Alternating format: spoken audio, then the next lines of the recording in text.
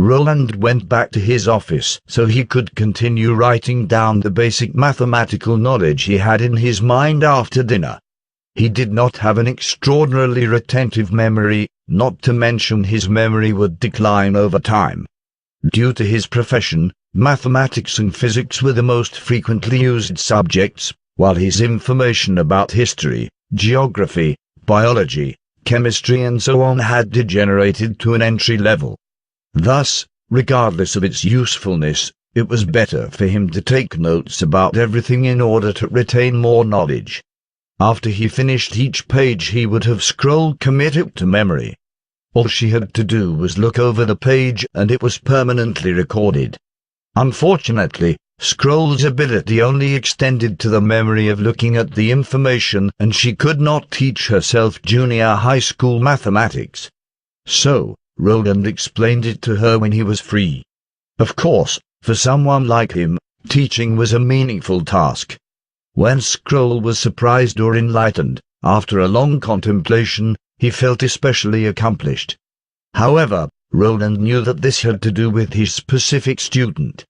Although Scroll was closer to 40 in age, her magic power had greatly slowed the aging process. The skin on her cheeks was tight and rosy, and her long black hair was tied back simply behind her head, making her look very mature and capable.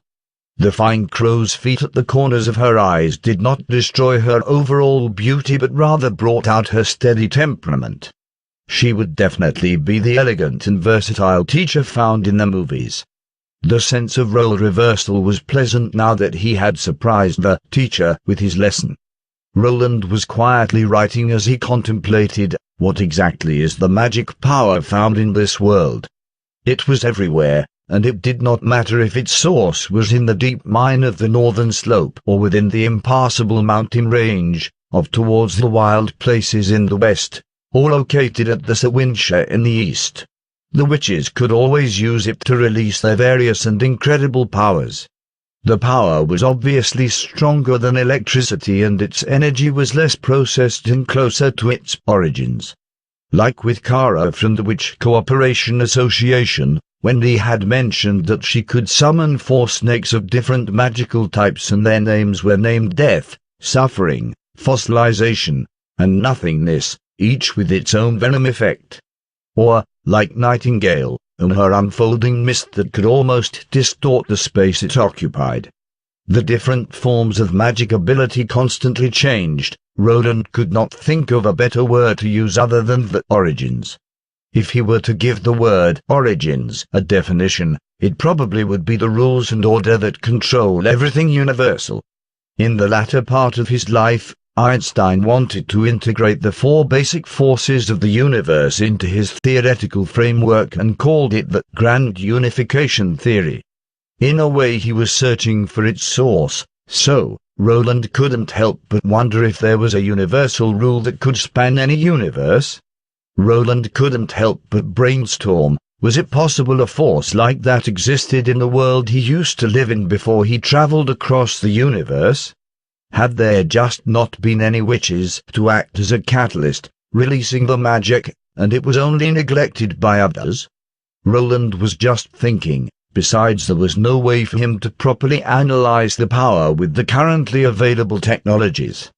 So, in order to promote the Industrial Revolution, he had to concentrate on propelling the progress of civilization. Perhaps, someday, mankind would be able to use the power without the assistance of the witches. It was exciting to simply think about the versatile energy, which could transform into various effects. Your Highness, Scroll asked, noticing Roland's intoxicated look. Roland pulled himself from the delusion. He coughed twice and said, while looking at the dwindling candle, "That's all for today." "Yes." She bowed and prepared to leave, but then she paused. Roland noticed that he had not heard the sound of the door closing and looked up curiously and saw that Scroll was still standing by the door. "What's up, Your Highness?" Scroll hesitated for a moment before saying, "I would like to ask you a question." "Ask away." Roland nodded while laying his quill down before lifting his glass of water and taking a large gulp. The witches didn't have many shortcomings, except one: they were all too skittish.